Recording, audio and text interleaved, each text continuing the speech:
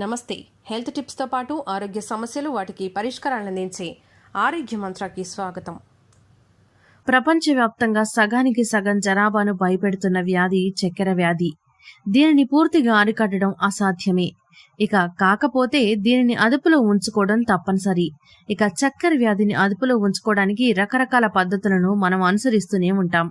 ఇదే క్రమంలో కూరగాయల జ్యూస్ ను తాగడం వల్ల చక్కెర వ్యాధి అదుపులో ఉంటుందని కూడా చెబుతూ ఉంటారు. ఇంతకు చక్కెర వ్యాధిని అదుపులో ఉంచే ఆ కూరగాయలు ఏంటి, మరి ఆ కూరగాయల జ్యూస్ ను ఏ టైంలో తీసుకుంటే ఎఫెక్టివ్ గా పనిచేస్తుంది, చక్కెర వ్యాధిని తగ్గించుకోవడానికి మరేదైనా సులువైన మార్గం ఉందా, దీని గురించిన పూర్తి సమాచారం తెలుసుకుందాం. దానికోసం మీరు చేయవలసిందల్లా ఈ వీడియో పూర్తిగా చూడటమే.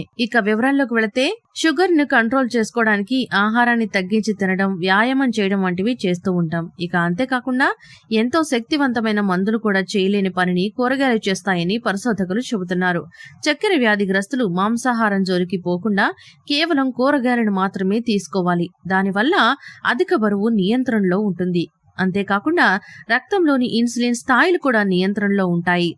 కూరగాయలతో పాటు వేగాన్ డైట్ ను కూడా రోజువారీ ఆహారంలో తీసుకుంటే గుండె ఆరోగ్యంగా ఉంటుంది. టైప్ 2 డయాబెటిస్ చికిత్సలో కూరగాయలు కీలక పాత్రను పోషిస్తాయి.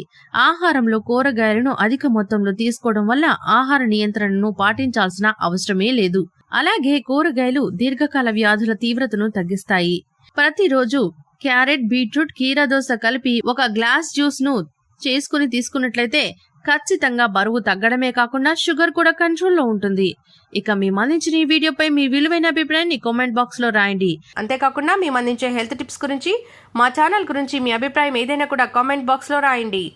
మీకు మా వీడియో నచ్చినట్లయితే లైక్ చేయండి, షేర్ చేయండి, కామెంట్ చేయండి. సబ్స్క్రైబ్ చేసుకోవడం మర్చిపోకండి.